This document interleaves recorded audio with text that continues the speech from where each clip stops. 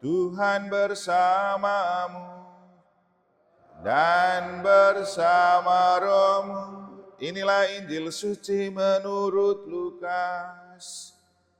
Dimuliakanlah Tuhan.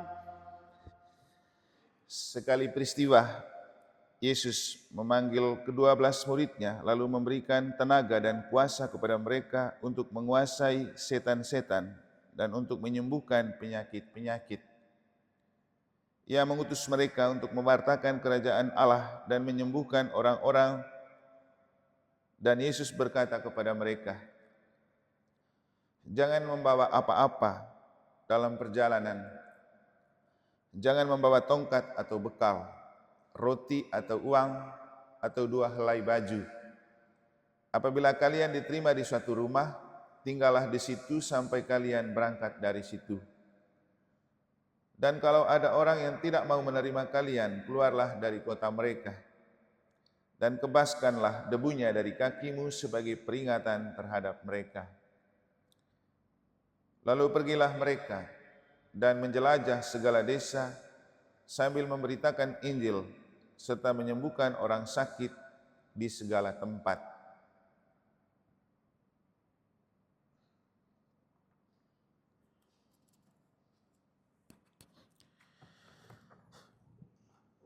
Demikianlah sabda Tuhan. Terpujilah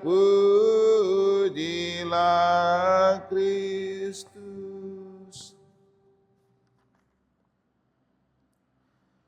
Sabdamu ya Tuhan adalah pelita bagi langkahku. Frater, suster, Bapak, Ibu, saudara-saudari, adik-adik dan anak-anak sekalian yang saya kasih dalam Tuhan. Kita coba memaknai arti referen Mazmur ini dalam konteks apa yang disabdakan oleh Allah melalui kitab Amsal dalam bacaan pertama dan Injil Lukas dalam bacaan Injil. Pertama-tama kita perlu memahami apa itu pelita. Kita sering mengatakan sabda Allah itu pelita, tapi seringkali kita lupa memaknai betapa pelita itu sangat penting untuk menerangi langkah hidup kita. Sebenarnya bukan hanya langkah, yang paling penting itu langkah berpikir dan merasa kita. Karena kegelapan yang paling susah untuk kita melangkah dalam hidup bukanlah dunia yang gelap di sekitar kita, tapi hati dan pikiran kita yang gelap. Apa saja dan kapan pikiran dan hati kita itu gelap? Ketika hati kita bercokol dengan banyak perasaan, mungkin juga ada iri hati, ada kebencian, dan macam-macam bentuk penyakit yang meliliti dan menyelimuti hati, yang membuat hati kita itu seperti dunia kegelapan. Dan kalau Bapak Ibu nanti coba ikut rekoleksi atau retret yang namanya revolusi hati, akan menemukan bahwa ketika hati dipenuhi oleh 7 dosa pokok, maka dia dalam keadaan gelap. Dan kalau hati gelap, setan selalu suka gelap, maka yang merajai hati adalah setan. Dan kalau sudah setan merajai hati, otomatis tidak ada terang untuk menerangi hati.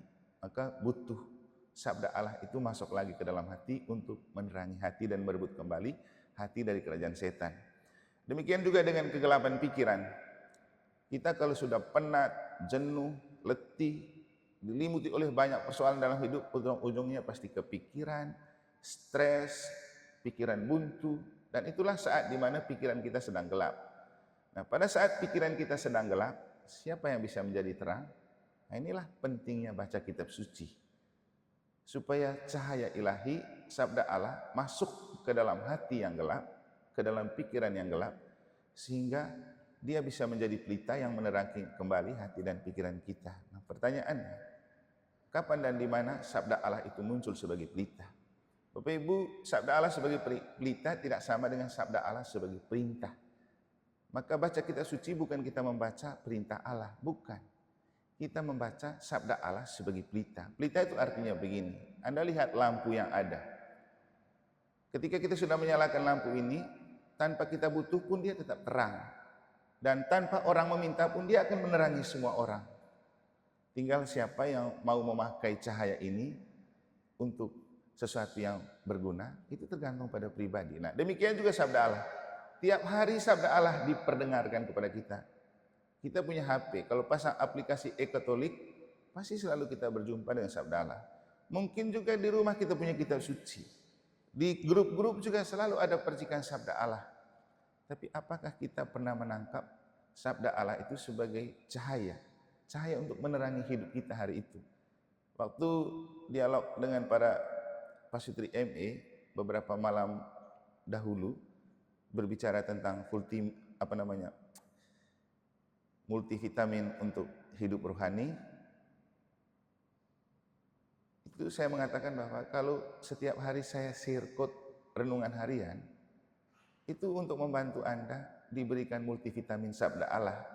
Tolong jangan cuek, tolong dengar, karena itu adalah berita untuk menerangi langkah kita. Yang kita tidak tahu kemana kita punya tujuan hari ini. Tapi kalau ada sabda Allah, dia akan menerangi kita. Karena sabda Allah itu selalu aktual dan update dengan hidup kita kalau kita coba memaknainya. Nah, tinggal sekarang begini Bapak Ibu. Kita hidup di dunia, di zaman banyak sekali sabda Allah itu diperdengarkan dan dikhotbahkan di setiap channel. Sering kali saya mengatakan, hati-hati dengan channel-channel yang Anda tonton. Mungkin Anda mendengar khotbah yang menarik dari para pendeta atau dari siapa saja. Tapi apakah itu benar? Jangan sampai sudah dibumbui dengan kepentingan. Nah, itulah kenapa Amsal dalam bacaan pertama berbicara tentang sabda Allah itu murni.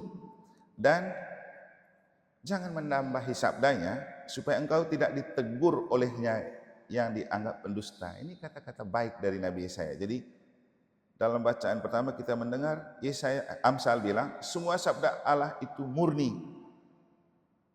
Jangan menambahi sabdanya supaya engkau tidak ditegur olehnya yang dianggap pendusta.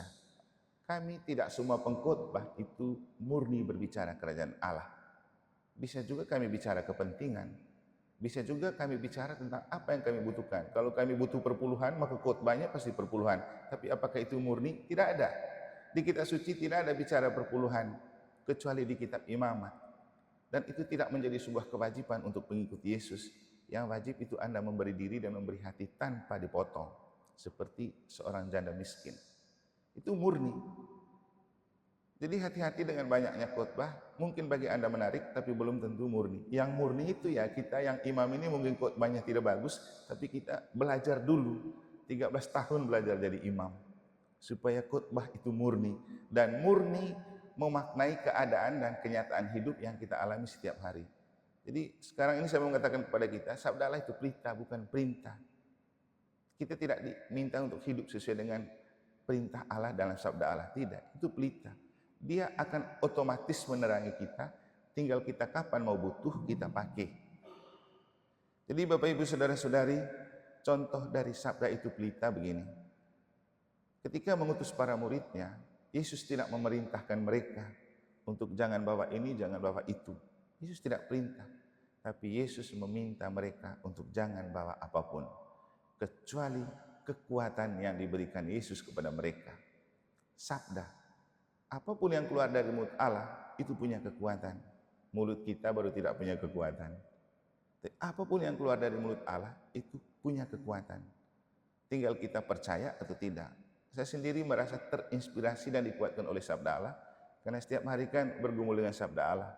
Baik untuk buat caption, untuk buat renungan, tapi itu sudah sangat membantu untuk menerangi hati dan pikiran.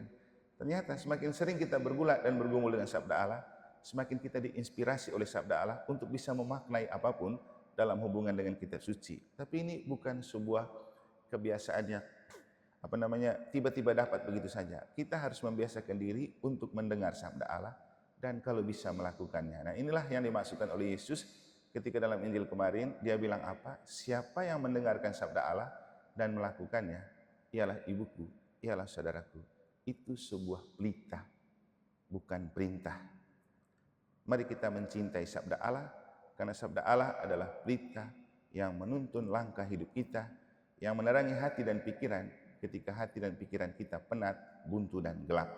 Semoga Tuhan memberkati.